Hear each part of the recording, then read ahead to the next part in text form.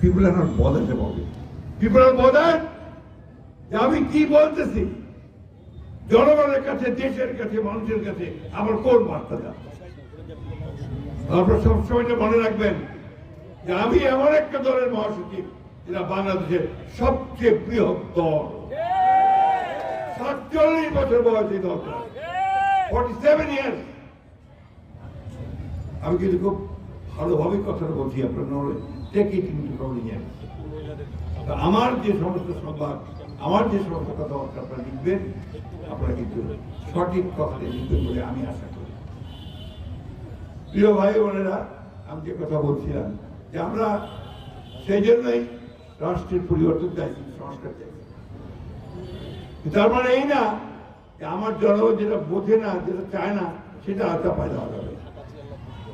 বাইরে থেকে, বিদেশ থেকে কিছু লোক আসলো, পণ্ডিত আসলো,